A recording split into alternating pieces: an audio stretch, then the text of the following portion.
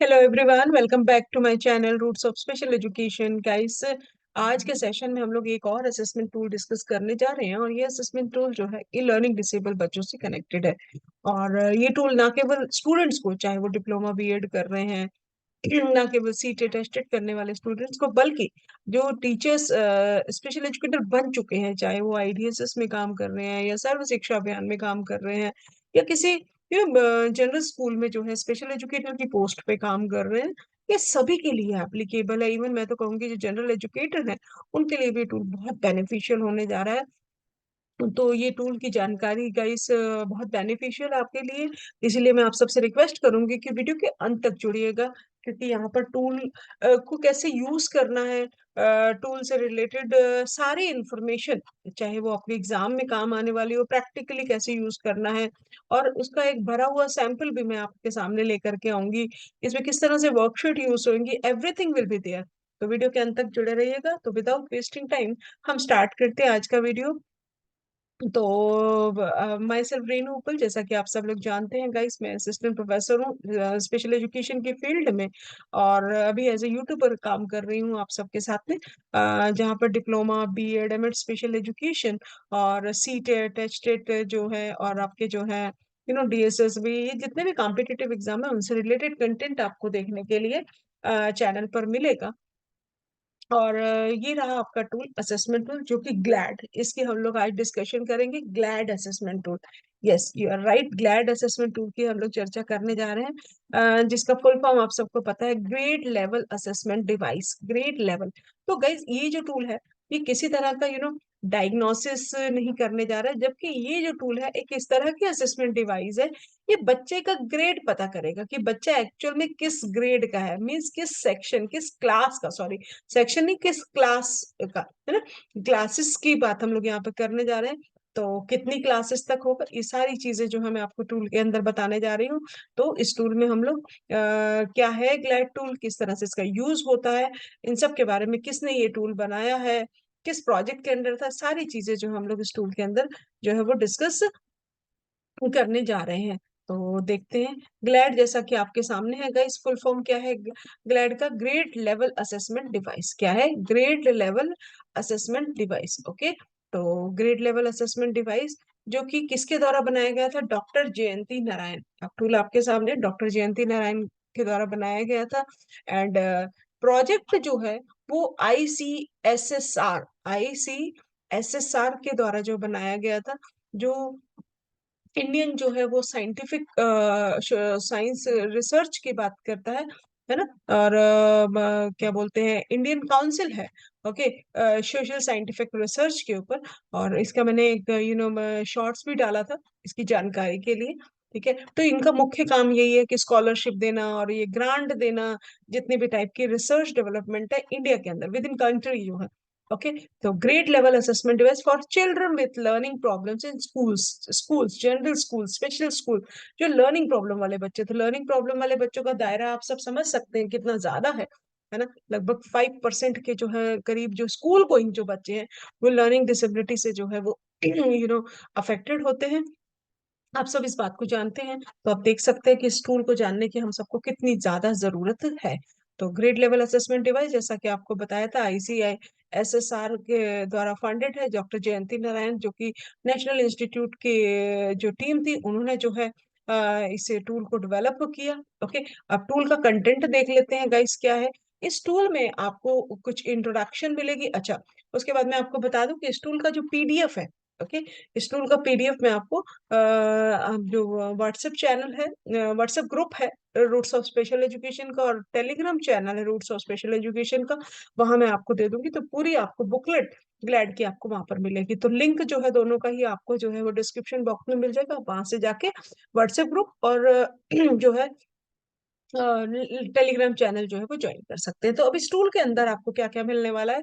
Introduction मिलेगा, जो learning problems होती है, एक ओवरव्यू है।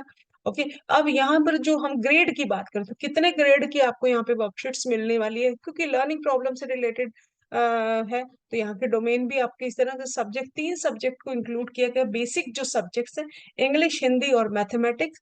ठीक है, सबकी जो है सेपरेट स्कोरिंग शीट मिलेगी। सबकी वर्कशीट, इंग्लिश की वर्कशीट फर्स्ट ग्रेड की क्या होती है, सेकंड की, थर्ड की, फिर ऐसे ही क्लास सेकंड की, क्लास थर्ड की, और क्लास फोर्थ तक की। तो ये फोर्थ क्लास तक के जो है हम लोग ग्रेड इस लेवल जो है इस टूल के द्वारा पता कर सकते हैं। उसके बाद रिकॉर्डिंग फॉर्मेट मिलेगा, मैनुअल है ना, इंस्ट्रक्शन टूल है, ये सारी चीजें आपको इस टूल के अंदर मिलने वाली है। ठीक है, जिसका ओवरव्यू मैं आपको इसके मैनुअल के अंदर भी देने जा रही हूँ, इस वीडियो के अंदर भी देने वाली हूँ। तो फॉर्मेट है हिंदी, इंग्लिश और मैथ्स, ये तीन उसमें वर्कशीट मिलेंगी। तो सबसे पहले कुछ सैंपल्स में वर्कशीट का आपके लिए लेकर के आई हूँ। और जैसे कि हिंदी की वर्कशीट है, हिंदी की वर्कशीट जिसे कार्य पुस्तक हम लोग कहते हैं, तो हिंदी की वर्कशीट इस तरह से कुछ आपके सामने वर्कशीट गाइस दे रखी होगी। ठीक है, ये मैं आपको पूरी वर्कशीट एक उस पर दिखाती हूँ। पूरे इंस्ट्रक्शन क्लियर रहेंगे, बिल्कुल एकदम सिंपल भाषा में आपको मिलेगा। कितने मार्क्स का है, ठीक है, और थ्री, क्योंकि थ्री नंबर का, तो 3.1 इसमें दे रखा है। आगे ऐसे ही वर्कशीट आपको 3.2, 3.3 लाइक दैट आपको मिलती चली जाएगी। ठीक है, तो यहाँ पे आप 3.1 देखिएगा क्या है। अब इसमें करना क्या है, बच्चे को क्या, ये इंस्ट्रक्शन आपके सामने है, क्या बोल रहा है ये, इसको पढ़िए। तो बच्चे को आपको पढ़ने के लिए बोलना है, और बच्चा ये सारे शब्द जो है वो पढ़ेगा। ठीक है, 10 है, तो ऑब्वियसली बात है कि जैसे ही उसने ये उसको सेब बोला तो आप उसको 1 नंबर दे देंगे। जैसे ही उसने इसको बोला खेत है, तो आप उसको 2 नंबर दे देंगे। लेकिन सपोज वो ये सवेरा जो वर्ड है ये नहीं पढ़ पाया, तो यहाँ पे 0 मार्क्स होगा। तो इस तरह से कैलकुलेट करके आप जो है उसको 10 नंबर जो है इस वर्कशीट के पर्टिकुलर यहाँ पर आप लिख देंगे कि यहाँ पर कितने आए हैं उसके, सपोज 7 मार्क्स आए। ठीक है, तो 10 में से 7 नंबर हो गए। क्लियर हो गए यहाँ तक की बात। ठीक है, आगे मूव करते हैं गाइस।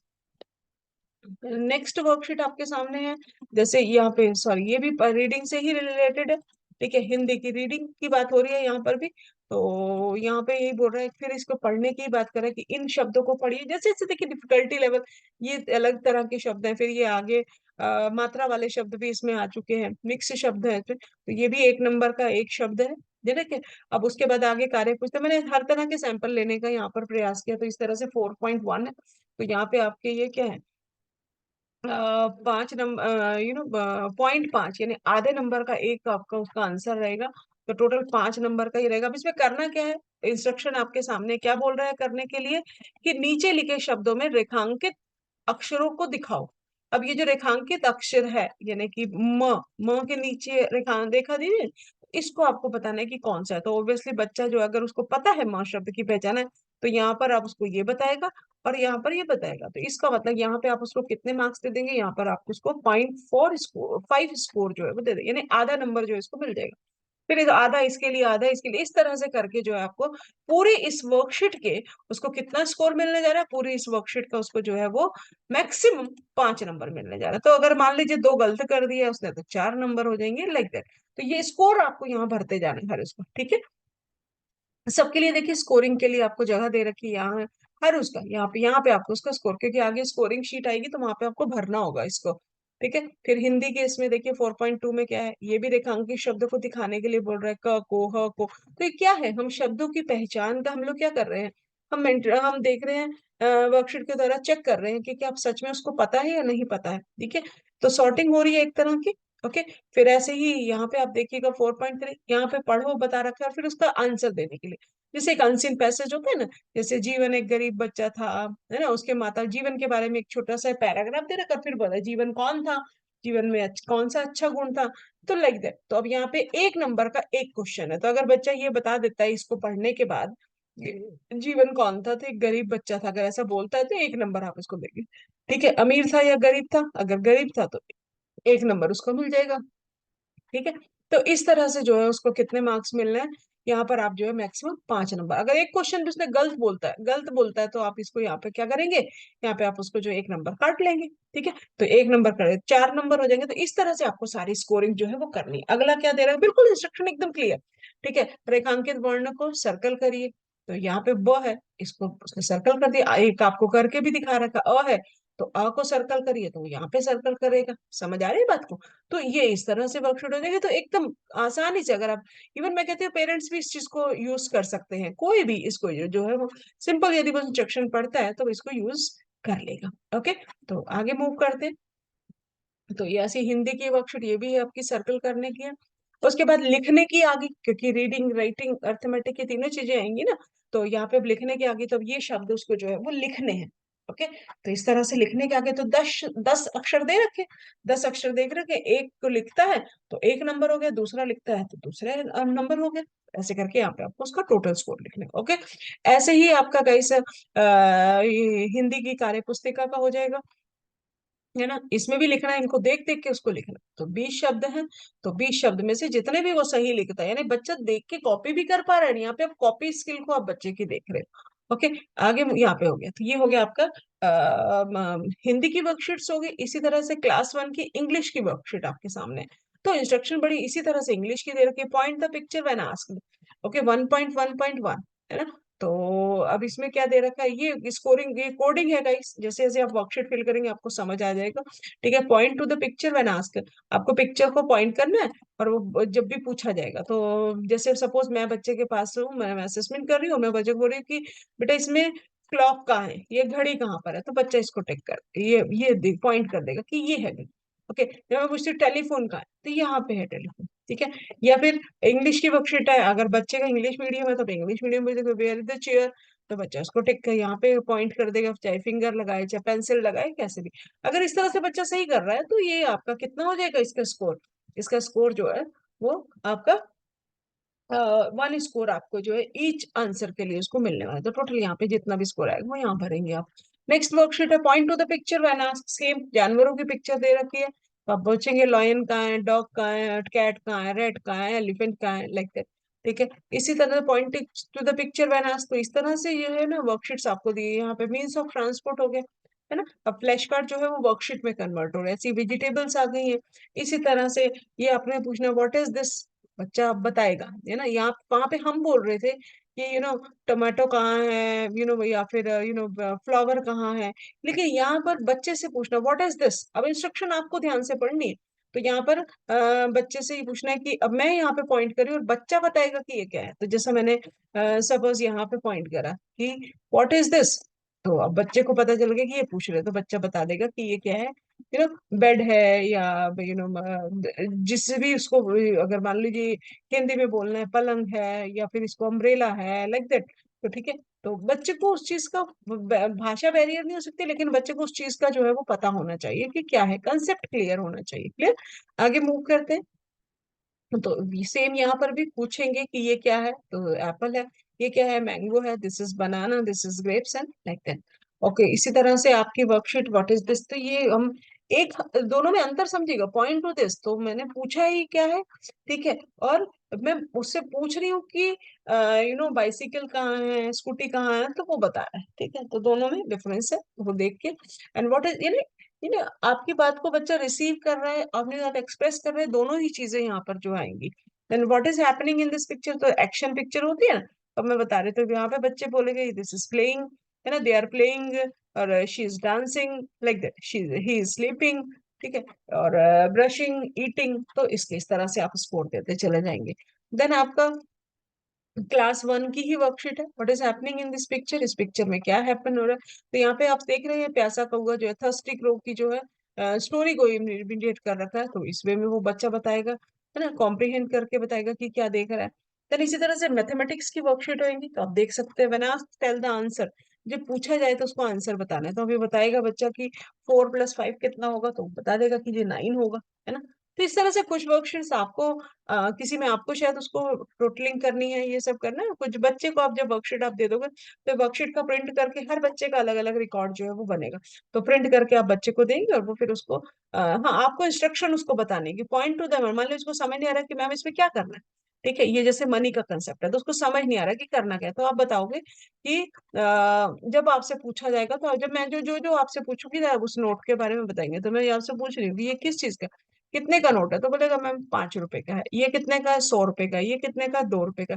तो लाइक देख 7 है, तो एक का एक सही बताने पर उसका 1 नंबर मिलेगा, तो यहाँ पर आपको स्कोर डाल देना है। ठीक है, ज्वाइन हो सकता है उस 7 में से 6 नोट ही उसने बताया, तो 6 स्कोर मिल जाएगा। ज्वाइन द डॉट्स आ गया, डॉट्स को काउंटिंग के हिसाब से जोड़ना है, यहाँ से इसको प्लस करना है, इसको जोड़ते चले जाना है ना। तो आपको पता ही है ज्वाइनिंग डॉट्स का, तो यहाँ पे आप देख रहे हैं 1 से इसको 2 को, तो क्या पिक्चर बनने वाली, 2 से 3 को, है ना, 3 से इधर 4 को, लाइक दैट। तो ये हो जाएगा ज्वाइनिंग द डॉट्स का। ओके, आगे मूव करते हैं गाइस। तो आगे आप देख रहे हैं किस तरह की पिक्चर आ गई है, कि right how many are together. ठीक है, तो ये हो जाएगा आपका। तो दोनों को मिला करके कितना होता है, ऑब्जेक्ट काउंटिंग आ गई। ठीक है, प्लस करना है, तो पहले ये कितनी कैप है, और फिर प्लस में 1 कर दिया तो कितनी कैप होगी, तो एडिशन आ गया यहाँ पर। ठीक है, तो इसी तरह से आपकी जो मैथ की वर्कशीट आगे मूव करेंगे, फिल अप द ब्लैंक्स आ जाएगा, है ना। व्हाट कम्स आफ्टर भी बोल सकते हो, भी व्हाट कम बिटवीन भी हो जाएगा। तो इनके बीच में क्या आएगा, 2 आएगा, यहाँ पे 1 आएगा, लाइक दैट। तो यहाँ पे कितने का है आपका, 20 है। सपोज इसका जो है ना 5 नंबर का हो जाएगा। ठीक है, एक जो है टोटल जो है ये 5 मार्क्स के जो है वो हो जाएंगे। ठीक है, आगे मूव करते हैं। वर्कशीट्स जो है ऐड एंड राइट, तो ऐड करो और लिखो, तो उसके हिसाब से स्कोरिंग है। बहुत ही इजी वे में आपको दे रखे, तो ये मैथ की वर्कशीट होगी, प्रॉब्लम सॉल्विंग सम्स आ जाएंगे गाइस। तो इस तरह से आपकी आपकी हर उसके हिंदी इंग्लिश सब के आगे स्कोरिंग शीट दे रहोगे, और यहाँ पे आपको आंसर्स भी दे रखे हैं। ठीक है, आप ध्यान से देखिएगा, ये आपके लिए एक हेल्पिंग वो भी हो जाएगी, ताकि आपकी चेक करें। यानी पहले का आंसर जो है 1.1.1 का गुलाब है आंसर, तो बच्चे ने इतना दिया। अगर हमें जनरली तो बहुत इजी इजी से है ना, और अगर फिर भी आपको किसी में कंफ्यूजन हो जाती है, तो आप जो पीसेस है वो भी चेक कर सकते हैं। तो सबके आंसर भी आपको दे रखे, और यहीं पे आपने जो उसकी स्कोरिंग भी डालनी है कि बच्चे के कितने वो है। तो टाइम का भी आएगा, ये आपको देखना है, यहाँ टाइम भी लिखना है कि टाइम कितना ले रहा है। ये नहीं कि बच्चा है जो चीज आधे घंटे में होनी चाहिए उसके लिए 4 घंटे ले रहा है, तो वो टाइम का भी आ जाएगा, है ना। तो टाइम स्टार्ट कितने बजे आपने करा था, और बच्चे ने उस चीज को खत्म कितने बजे करा है। ठीक है, तो ये चीज भी यहाँ पे इम्पोर्टेंट है। तो इस तरह से आप ये स्कोरिंग शीट को भरेंगे, सारे सब्जेक्ट्स की आपको अलग अलग मिलेगी। ठीक है, तो स्कोरिंग शीट करके, तो ये हो गया आपका वर्कशीट का फॉर्मेट। इसी तरह से आपको class first second third fourth के तीनों सब्जेक्ट हिंदी इंग्लिश और मैथ्स की वर्कशीट मिलेगी, और लास्ट में उनकी स्कोरिंग शीट मिलेगी जिसमें उनका आंसर भी दे रखा है। तो यहाँ तक की कहानी तो होगी क्लियर। अब फॉर्मेट देखते हैं कि ग्लैड का फॉर्मेट कैसा, ग्रेड लेवल असेसमेंट शेड्यूल का फॉर्मेट। तो ये गाइस आपके सामने फॉर्मेट रहा। ठीक है, वीडियो के अंत तक जुड़े रहेगा, मैं इसके बाद इसका एक भरा हुआ सैंपल भी आपको दिखाने वाली कि किस तरह से फिल्ड फॉर्म होगा आपका। तो ये इस तरह से आपको नेम एड्रेस सिंपल, जैसे हम लोग असेसमेंट टूल में गए थे ना, जैसे डेमोग्राफिक डाटा होता है बच्चे का। ठीक है, क्लास, स्कूल क्या है ना, कौन से स्कूल में जा रहा है, अटेंड कर रहा है कि नहीं कर रहा है, फैमिली इनकम शो, ये डेमोग्राफिक इंफॉर्मेशन जो है बच्चे की रहेगी। ठीक है, उसके बाद पेरेंट की एजुकेशन क्या है, फादर की क्या है, मदर की क्या है, that's also important. And details on others in family having similar problem, अगर इस तरह की प्रॉब्लम किसी और को भी है फैमिली में, पेरेंट्स में, तो वो भी आपको लेनी जरूरी है। पेरेंट्स में, भाई बहनों में किसी और को भी दिक्कत हो, है ना। टीचर के द्वारा क्या कंप्लेंट नोट की, क्योंकि लर्निंग प्रॉब्लम है, तो अगर पेरेंट्स बता रहे हैं या फिर आपके पास टीचर है, तो टीचर ने इसकी क्या क्या प्रॉब्लम नोट करी, तो रीडिंग में प्रॉब्लम है, राइटिंग में प्रॉब्लम है, कैलकुलेशन में इसको दिक्कत आती है, किस तरह की इसको दिक्कत आ रही है, क्या कोई भी सेंसरी प्रॉब्लम है, any repetition of class if yes, अगर किसी क्लास में वो एक से ज्यादा साल तक रहा है तो भी है ना फेल हुआ है, या किसी और तरह की दिक्कत आई है, तो वो भी आपको उसको मार्क करनी है। And marks obtain in the last 3 test in each of the subject. तो इस तरह से जो है ना टेस्ट हम उसको लेंगे, first test date, second test date, third test date, date जो है सब्जेक्ट वाइज जो है। ठीक है, और कौन सी क्लास उसको आप प्रपोज कर रहे हैं, तो यानी कि हम टेस्ट जो है वो 3 बार आप उसका टेस्ट ले रहे हैं। ये जो टेस्ट है ना, last 3 test in each of the subject, Hindi English math, इनको आपको 3 बार आप उसको असेस कर रहे हैं। एक बार दिया, हो सकता है कई बार बच्चा मूड में नहीं होता है, थका हुआ आता है, या किसी और तरह की कोई प्रॉब्लम है, और इस वजह से नहीं है, तो सेकंड में आ जाएगा, थर्ड में। अब 3 बार आप चेक करेंगे, फिर उसको क्रॉस चेक करेंगे क्या सिमिलर रिजल्ट आ रहे हैं या चेंजेस आ रहे हैं। ठीक है, वो देखेंगे। And then the class level in which the test is propose, अब हम कौन सा क्लास का लेवल जो है आप उसका प्रपोज जो है वो कर रहे हैं, कि आपने फर्स्ट क्लास का लगाया, सेकंड का लगाया, थर्ड का लगाया, या फोर्थ का लगाया। ठीक है, तो यहाँ पे उसका लिखेंगे। मान लीजिए मैंने इस बच्चे के लिए, जो भी मेरे पास बच्चा है, सपोज ये बच्चा सेकंड क्लास में है, और मुझे ऐसा लगता है कि सेकंड में है तो सही स्कूल में, लेकिन इसकी परफॉर्मेंस इतनी अच्छी नहीं है, तो मैं इसमें फर्स्ट क्लास का लगाऊंगी। ये बात ध्यान में रखिएगा यहाँ पर। ठीक है, अगर कोई बच्चा फोर्थ क्लास में है, तो हम फोर्थ का नहीं लगाएंगे उसका, हम कहाँ किस चीज का लगाएंगे, हम उसका थर्ड का लगाने वाले हैं। ग्रेड लेवल, ठीक है। या आपको लगता है बहुत ज्यादा वीक है बच्चा, तो सेकंड का भी लगा सकते हो, तो वहां से आपको पता चलेगा कि बच्चा सच में कौन सी क्लास का ग्रेड वो एक्चुअल में आ रहा है उस बच्चे का, ठीक है। तो वो चीज हमको करनी है। तो प्रपोज करना है, तो हमने सपोज प्रपोज किया कि फर्स्ट क्लास का, लेकिन बच्चा इस समय पे स्कूल में जो है वो सेकंड क्लास में पढ़ रहा है, लेकिन मैंने यहाँ पे प्रपोज किया फर्स्ट क्लास का। तो पहला टेस्ट, दूसरा टेस्ट, डेट करना है, परसेंटेज कितनी है, और थर्ड टेस्ट। ओके, ये तो था सेक्शन वन। अब सेक्शन टू में क्या है, अंडरलाइन द करेक्ट स्टेटमेंट। क्या बच्चे को कोई फिजिकल डिसेबिलिटी है, तो आपको यहाँ पर बच्चे को देख करके, ऑब्जर्वेशन करके, तो आप यहाँ पर करेंगे कि नहीं है तो एब्सेंट है, अगर है तो प्रेजेंट है। विजन की कोई प्रॉब्लम है, नॉर्मल है तो नॉर्मल करेंगे, अगर किसी तरह की कोई सेंसरी दिक्कत है तो आप उस तरह से जो है इसको करने वाले हैं। उस तरह से हियरिंग की आ गई, है ना, लिटरेलिटी की आ गई कि हाथ में किसी तरह की मतलब कि हाथ जो है वो राइट हैंड यूज करता है या लेफ्ट हैंड यूज करता है, प्रेफर लेग में, आईज में, देखते समय बच्चा किस तरह में राइट आई को ज्यादा यूज करता है, लेफ्ट आई को यूज करता है ना। तो इसी तरह से कोई भी काम करना है तो कौन सा पैर पहले वो यूज करता है, तो ये सारी प्रेफरेंसेस होंगी राइट और लेफ्ट में। तो हम उसको देखेंगे, अगर बच्चा लेफ्ट हैंडी है तो आप जो है लेफ्ट वाले पे इसको क्लिक करेंगे। देन स्पीच की होगी कि स्पीच बच्चे की क्लियर है या नहीं क्लियर है, क्योंकि आप सब जानते हैं कि ये कुछ एसोसिएटेड कंडीशंस भी जो है वो डिसेबिलिटीज में देखने के लिए मिलती हैं। ओके, तो यहाँ इसके बाद आप देखेंगे स्पीच की हो गई, इन इंटेलिजिबिलिटी, मीनिंगफुल, नॉन मीनिंगफुल ना, बच्चा जो भी शब्द बोल रहा है वो अर्थपूर्ण है या बस वैसे ही वो बोल रहा है। कई बार बच्चा बोलता है ना बिना अर्थ की चीजें बोल रहा है, तो वो सारी चीजें भी आप देखेंगे। बैलेंसिंग की बात देखेंगे, बच्चा एक पैर पे खड़ा हो सकता है, नहीं खड़ा हो सकता है, ठीक है, और अप्रोप्रिएट है, नॉट एबल टू डू है, ठीक है। चलना, वॉकिंग ऑन अ लाइन जो है वो बच्चा प्रॉपर वे में चल सकता है कि नहीं चल सकता है, तो ये चीजें जो है आपकी आएंगी आपकी ये सेक्शन नंबर टू में। तो अभी हम लोग देख रहे हैं कि बैलेंसिंग की देख रहे हैं, balancing walking on a line, है ना, फॉरवर्ड, आगे आगे चलना, पीछे चलना, साइड वे में चलना, ये सारी चीजें आपको देखनी है। अगर वो बिल्कुल अप्रोप्रिएट है तो ओके, आप यहाँ टिक करेंगे। अगर बच्चा कर ही नहीं सकता है तो नॉट एबल टू डू। अगर क्लमसी होता है, बेढंगा, है ना, बिना मतलब टेढ़ा मेढ़ा, तो आप उसके ऊपर जो है वो टिक करेंगे, ठीक है। फॉरवर्ड आगे, बैकवर्ड पीछे, और साइड वे। ओके, कोऑर्डिनेशन में हम जो सेवन कोऑर्डिनेशन है, तो इसमें आपको ये देखना है कि आंखें खुली करके जो है अपनी उंगली को फिंगर नोज पे रखना है। तो अगर प्रॉपर रख सक रहा है बच्चा आंखें ओपन खोल करके, ठीक है। और अगर नहीं रख पा रहा है, नॉट अप्रोप्रिएट नहीं कर पा रहा है करने में, या फिर सही तरीके से मतलब नाक की जगह नाक के साइड में रख देता है, गाल पे रख देता है, तो नॉट अप्रोप्रिएट। और नॉट एबल टू डू अगर कर ही नहीं पा रहा है बच्चा तो not able to do. Okay, finger nose eyes close, एक बार आंखें ओपन करके करवाना है और एक बार आंखें बंद करके करवाना है, दोनों चीजें, ठीक है। तो जैसा भी रिस्पॉन्स होगा, अप्रोप्रिएट, नॉन अप्रोप्रिएट और नॉट एबल टू डू, दोनों अंतर समझ लीजिए। अप्रोप्रिएट मतलब बिल्कुल सही कर लेता है जैसे एक सामान्य व्यक्ति कर सकता है। नॉट अप्रोप्रिएट सही तरीके से नहीं कर पा रहा है, कर रहा है लेकिन सही तरीके से नहीं कर पा रहा। नॉट एबल टू डू मतलब कि कर ही नहीं पा रहा है, योग्य नहीं है उस चीज को करने के, ठीक है। Holding of pencil spoon appropriated, pencil को और चम्मच को प्रॉपर तरीके से पढ़ सकता है, ठीक है।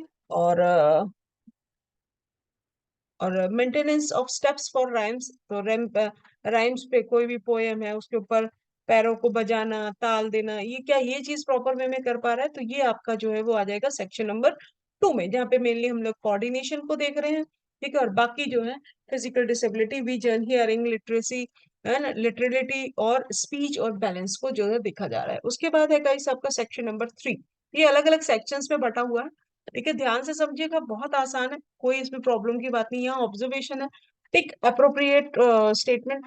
तो यहाँ पे आपको पता ही है, learning disability, specific learning disability जब हम लोग बात करते हैं तो नो न्यूरो डेवलपमेंटल प्रॉब्लम है, और आपकी रीडिंग की बात हो रही है, राइटिंग की बात हो रही है ना।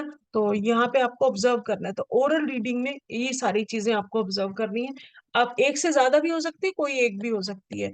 तो बच्चा कैसे पढ़ता है, फिंगर पे ट्रेस करके करता है ना। सपोज मैंने बच्चे को पढ़ने के लिए कुछ दे दिया और मैंने उसको ऑब्जर्व करा, तो फिंगर ट्रेस करके पढ़ रहा है, या फिर जो है वो पढ़ते समय बहुत जोर जोर की बोल करके पढ़ रहा है, जोड़ जोड़ के अक्षरों को ब्लेंड करके पढ़ता है, ठीक है, र म प्लस न रम न, लाइक दैट, ठीक है। ओमिट वर्ड, वर्ड को खा जाता है, सब्स्टिट्यूट एक आधा वर्ड और साथ में जोड़ देता है ना, सकूल है ना, ओमिट वर्ड एक आधा वर्ड खा जाना मतलब कि उसमें से हटा देना, ठीक है।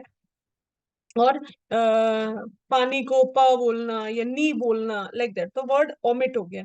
इग्नोर पंक्चुएशन, पंक्चुएशन को छोड़ देता है, सिर्फ शब्द शब्द को प्रॉपर वे में बोलता है, के रहा है ये सब छोड़ देता है। Loudness in voice, too loud या टू सॉफ्ट, यानी कि जब वो बोल रहा है तो बहुत तीखी आवाज है, बहुत जोर की बोलता है, ये बहुत सॉफ्ट बोलता है कि सुनाई नहीं दे रहा है प्रॉपर वे में। Distance between book and eyes, यानी पढ़ते समय आंखों की और किताब की कितनी दूरी होती है, बहुत नजदीक होती है, तो ये आपको सिर्फ टिक करना है कि बहुत पास होती है, बहुत दूर होती है।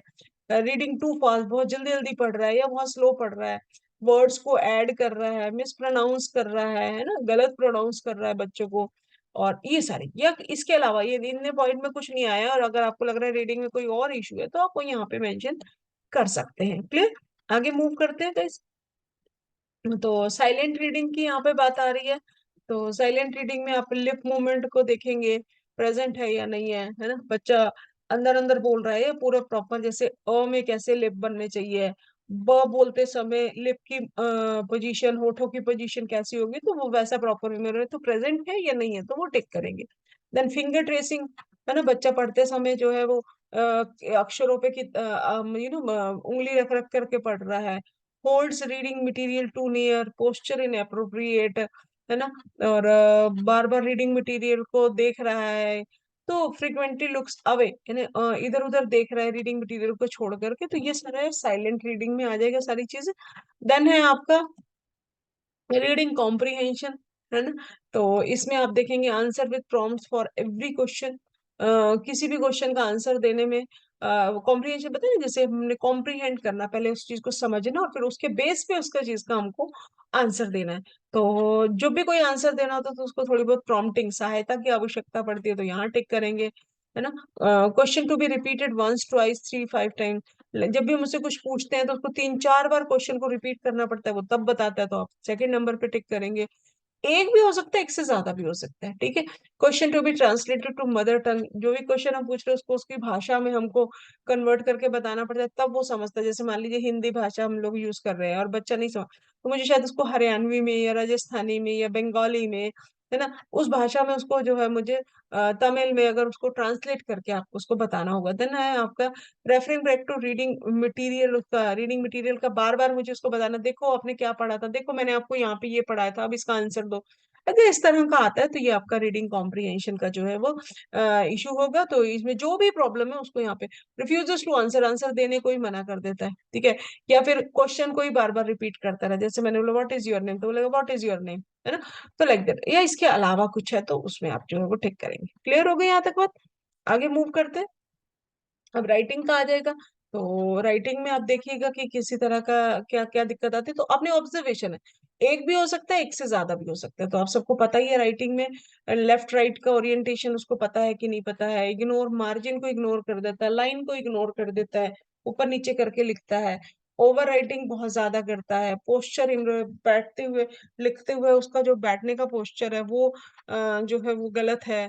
मैक्रो राइटिंग, बहुत बड़े बड़े लेटर लिखता है, माइक्रो राइटिंग बहुत छोटे छोटे लेटर लिखता है, mixing of capital in small, small capital letter को मिक्स कर देता है ना,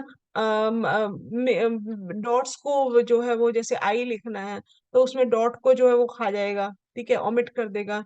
नो, ओमिट का मतलब हटाना चीजों को ना, सब्स्टिट्यूट मतलब कि उसको ऐड करना किस तरह से।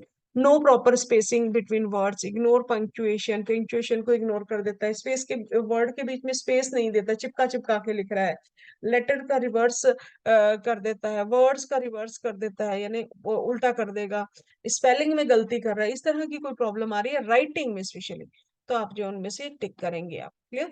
आगे मूव करते हैं। अर्थमेटिक कंपटीशन में errors in number identification, errors in left right orientation, तो इस तरह से आप देखेंगे, ये आपको इसमें से जो भी आपका है उसको आपको टिक करना है, ठीक है। प्लेस वैल्यू एरर आ रहा है, place value error in division आ रहा है, तो first second third fourth grade तक का जो है आपको इसमें सारों का उन्होंने कंप्यूट करके आपको जो है वो इसमें आपको इस ऑब्जर्वेशन शीट में दे रखा है। इसके बाद अर्थमेटिक रीजनिंग की बात आ जाएगी।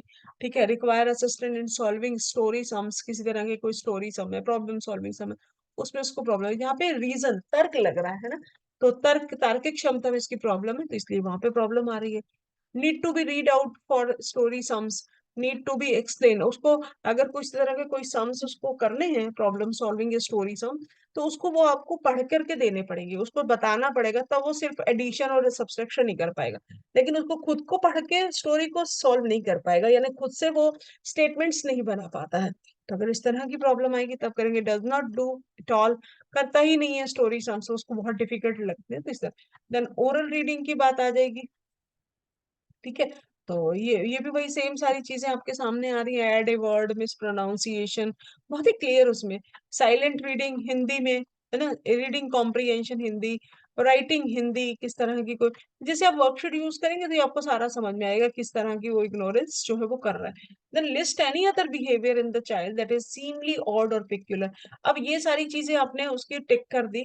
ठीक है, तो ये करने के बाद में यदि कोई ऐसा बिहेवियर दिख रहा है जो कि इन ऊपर कहीं नहीं आया और फिर भी आपको लग रहा है कोई बिहेवियर प्रॉब्लम है, किसी और तरह का कोई पिक्यूलियर, मतलब बिल्कुल अलग से हट करके कोई प्रॉब्लम आपको दिख रही है जो कि अजीबो गरीब है, ऑड है, तो वो आप उसको यहाँ पे आपको उन्होंने पूरा आधे पेज के स्पेस दे रखा है, ये आप लिखेंगे। ठीक है, ये डायरेक्ट मैं आपको ग्लैड की वर्कशीट पे ही लेकर के आई।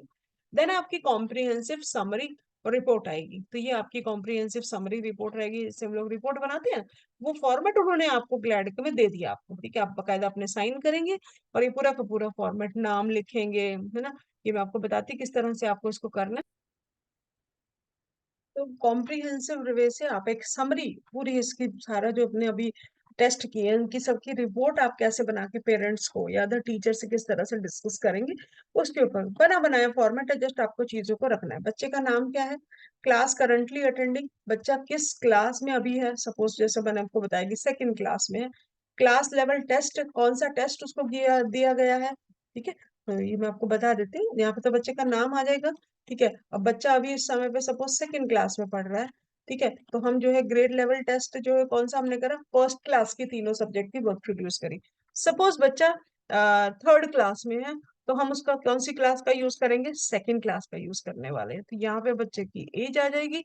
ठीक है, उसके बाद में the percentage of scores obtain, है ना, परसेंटेज क्या रही है स्कोर्स की।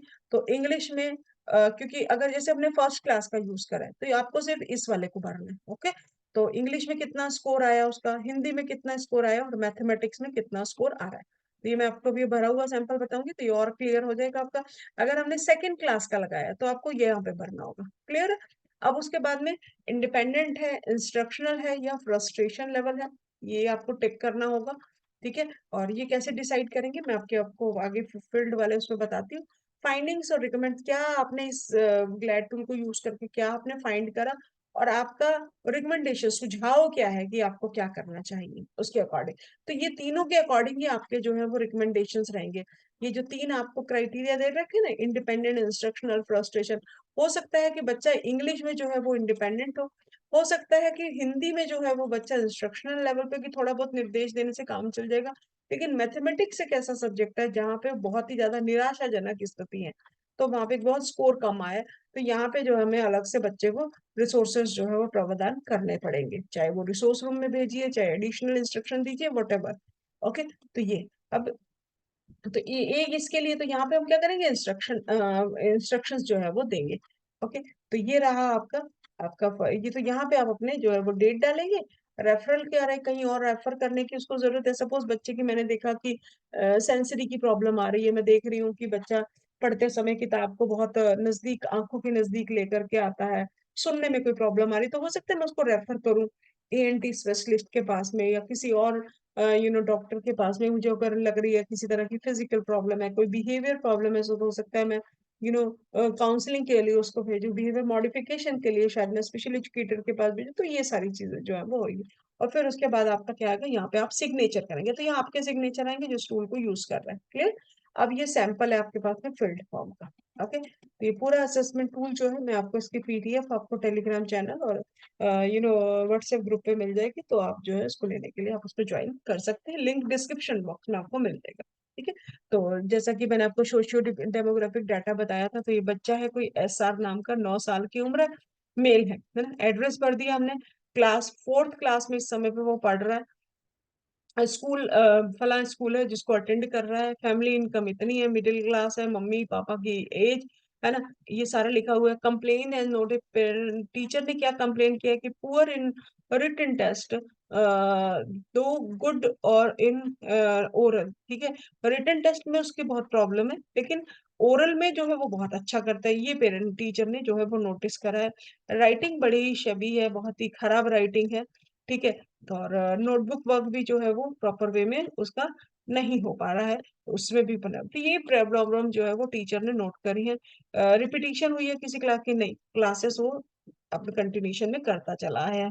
तो अब आप देख रहे हैं कि ये टेस्ट, जैसे कि हमने जो भी आपके हैं इंग्लिश, सोशल स्टडीज, साइंस, इनका जो है वो फर्स्ट डे, थर्ड डे तक, सेकेंड डेज का, या उन्होंने जो है वो टेस्ट का जो है वो सारा रिकॉर्ड दे रखा है, कितनी परसेंटेज आई है। ठीक है, marks obtain in the last 3 test in each of the subject. तो ये टेस्ट जो है, सॉरी, मैंने आपको बताया था कि ग्लैड को 3 टाइम, ग्लैड 3 टाइम नहीं, जो भी उसके क्लास के सब्जेक्ट है जिस समय पे वो पढ़ रहा है। जैसे कि यहाँ पे 4th क्लास में ना, तो 4th क्लास के, ये शायद मैंने आपको ग्लैड बता दिया, ग्लैड नहीं है। ठीक है, मेक श्योर यहाँ पे क्लियर कीजिएगा, जो क्लास में जिसमें वो स्टडी कर रहे हैं तो उसमें उसकी स्कोरिंग क्या आ रही है। टेस्ट जो हमने उसके लिए, पहला टेस्ट है, दूसरा टेस्ट है, लास्ट 3 टेस्ट का उसको आपको देना है। तो ये टेस्ट जो है वो इतनी तारीख को लिया गया, उसमें 30% था। दूसरे टेस्ट में उसका 22, थर्ड में 28। देख रहे हैं परसेंटेज किस तरह के सारे, मैथ में कैसी आ रही है, इसमें कैसी आ रही है। तो ये इस तरह से आप करेंगे, क्लियर हो गई। तो ईच ऑफ द सब्जेक्ट, तो 4th क्लास बच्चा अटेंड कर रहा है, तो क्लास सपोज कौन सा प्रपोज किया गया, जैसा मैंने अभी आपको बताया था, इसको 3rd क्लास का प्रपोज किया गया। ठीक है, ये उसका 4th क्लास में जो अभी प्रेजेंट में ये उसका लेवल है, 3 बार के टेस्ट में उसका ये स्कोर आया है। क्लियर, या फिर से क्या आपको बता रही, इसको क्लियर कर लीजिएगा। ये क्लास सब्जेक्ट जिसमें अभी बच्चा कर रहा है उसमें 3 बार के टेस्ट का स्कोर है। ओके, आगे मूव करते हैं सेक्शन नंबर 2। तो ये आपको जैसे बताया था, फिजिकल डिसेबिलिटी एब्सेंट है, विजन नॉर्मल है, लाइक दैट। ठीक है, तो राइट हैंड यूज करता है, राइट लेग, राइट आंखें यूज कर रहा है। ठीक है, और स्पीच बिल्कुल क्लियर है, बच्चा जो शब्द मीनिंगफुल बोल रहा है, स्टैंडिंग अप्रोप्रिएट है। तो ये सारा चीजें जो है वो आपको इस तरह से, ये भरने का आपको तरीका समझ में आ जाएगा। क्लियर है, तो इसको करने के बाद में कोऑर्डिनेशन की बात आ जाएगी, जैसा मैंने आपको ये सारा समझाया, तो उससे अकॉर्डिंग टिक किया गया है। ऐसे ही ऑब्जर्वेशन आ जाएगा। तो बताया, ऑब्जर्वेशन जरूरी नहीं है कि एक आपका, एक से ज्यादा भी आपके हो सकते हैं, तो जो भी है उसको टिक करना है। जैसे रीडिंग टू स्लो है, तो आपको टू स्लो के नीचे अंडरलाइन करनी है। ठीक है, लाउडनेस इन वॉइस है, टू लाउड है या टू सॉफ्ट है, तो इसका मतलब अगर किसी पे भी टिक नहीं है तो इसका मतलब उसका अप्रोप्रिएट है, इसीलिए उन्होंने जो है वो टिक नहीं करा है। ओके, साइलेंट रीडिंग है, लिप मूवमेंट, फिंगर ट्रेसिंग, जो भी आपने ऑब्जर्व करा है उसके ऊपर जो है वो टिक करना है। राइटिंग की बात आ गई, कुछ अलग से आपको देना है तो आप उसको यहाँ पे लिख सकते हैं। ओके, और ये ऐसे ही आपका अर्थमेटिक कंपटीशन की बात आ गई। ठीक है, place errors in place value, ये वो बोल रहे हैं आता है एरर यूनिट टेंस 100 वाले में, प्रॉब्लम आती है इकाई, दहाई और सैकड़ा में, लेकिन ओकेजनली कभी कभी आती है, हमेशा नहीं आती है। तो ये इस तरह से आपको बिल्कुल क्लियर इंस्ट्रक्शंस जो है वो यहाँ पे अपनी नोट करनी है। अर्थमेटिक रीजनिंग जो आपने देखा है उसको आप बताइएगा। ठीक है, फिर ऐसी ओरल रीडिंग, हिंदी, इंग्लिश, तो इस तरह से अगर कुछ अलग से कुछ है तो आप यहाँ पे डिटेल में आप उसको लिख सकते हैं, लेकिन रिपोर्ट जो है वो बिल्कुल क्लियर आपकी होनी चाहिए। ओके, इस तरह से रहेगा। देन कोई अदर बिहेवियर जैसे नहीं था तो उन्होंने ब्लैंक छोड़ दिया, अगर आप भरना चाहते तो भर सकते हैं पीछे। ये आ गई सबसे important comprehensive report. Okay, comprehensive report आप देख रहे हैं, तो यहाँ पर आप देखिएगा, नाम आ गया बच्चे का, क्लास कौन सी, 4th क्लास है, क्लास का टेस्ट किसका लिया गया, 3rd क्लास का लिया गया। ओके, और और यहाँ पर क्लास थर्ड थर्ड का लिया गया, और 12 साल बच्चे की एज है। ठीक, और फॉर्मेट 1 और 2 भरने के बाद में परसेंटेज आया हिंदी में, यानी 3rd क्लास का जो हमने लगाया उसमें हिंदी में क्या स्कोर आया, और इंग्लिश में क्या आया, और मैथ में। तो हिंदी में आया 23% स्कोर। ओके, तो ये यहाँ पे हम लोग इसको देखेंगे, हिंदी में आया 23%, इंग्लिश में आया 48%, और इसमें आया 75%। क्लियर, तो 3rd क्लास में जैसे भरना था तो 3rd में भरेंगे। तो ये आप, उन्होंने इसको वो दे रखा है, आपको की दे रखी है, तो ये ब्लैंक आपका मैथ वाला हो गया। भरा हुआ आपका जो है वो फ्रस्ट्रेशन लेवल आपका किस चीज का दिखा रहा है, हिंदी वाले में आ रहा है, और आपका ये इस तरह से दे रखा है, ठीक है। ये इंग्लिश हो गया, ये आपका हिंदी हो गया, और ये आपका मैथ हो गया, ठीक है। कोई कंफ्यूजन नहीं रहना चाहिए। तो इसका मतलब क्या बता रहा है आपको, कि जो ये बिल्कुल वाइट दे रखा है इंडिपेंडेंट, यानी मैथ की परसेंटेज आप देख रहे हैं 75 है, सबसे अच्छी। तो यानी कि ये इंडिपेंडेंट है, मैथ में उसको कोई प्रॉब्लम नहीं है। अब इसको हम पढ़ेंगे कैसे इस रिपोर्ट को। हिंदी में आप देख रहे हैं 23%, बहुत कम स्कोर आया है। तो ये आपका कैसा है, फ्रस्ट्रेशन लेवल है। तो ब्लैक देख ही रहे हैं, फ्रस्ट्रेशन लेवल है कि बहुत निराशाजनक स्थिति है। और लेकिन जो इंग्लिश है वो इंस्ट्रक्शनल है, 48% है, लगभग 50, ठीक है। तो इस तरह से जो है वो स्कोरिंग है ना, 40 से 50, 60 के बीच में है, 50 के बीच में है। तो 50 के उसमें आ रहा है, बिलो आ रहा है, तो आपका जो है वो आपका इंस्ट्रक्शन लेवल हो गया। लेकिन 30 बिलो आ गया आपका, तो आपका जो है वो फ्रस्ट्रेशन, 35 बिलो है तो फ्रस्ट्रेशन लेवल हो गया। इस तरह से इसकी रेंज है। और आपका जो है वो अबव 60 आपका आ रहा है, तो वो बच्चा जो है वो इंडिपेंडेंट है, 60, 65 लाइक दैट। ओके। तो ये मैनुअल में दे भी रखा है सारी चीजें। तो ये इस तरह से आप जो है रिपोर्ट जो है वो भरेंगे। फाइंडिंग्स और रिकमेंड्स की जब हम बात करें, तो देख रहे हैं आप लोग क्या यहाँ पे दिखा रखा है किस तरह से, कि बच्चे को क्या, अब वो फाइंडिंग्स क्या आई है आपकी इसमें। फाइंडिंग आई है कि training blending letters to form words, है ना। बच्चे को, जैसे बच्चा शब्दों को जोड़ करके वर्ड्स को बना ले, इंग्लिश में उसकी जरूरत है। प्लेस वैल्यू में प्रैक्टिस कराने की जरूरत है। Training in Hindi basic blending consonant, मतलब जहां जहां प्रॉब्लम थी ना वर्कशीट के अकॉर्डिंग, तो वो उन्होंने उसको रिकमेंड कर दिया। ओके। और कोई रेफर करने की जरूरत तो नहीं है, क्योंकि सारा आप देख रहे थे कि उसको स्पीच की, फिजिकल प्रॉब्लम, किसी तरह की कोई दिक्कत नहीं, बाकी सारी चीजें बच्चे की ठीक है।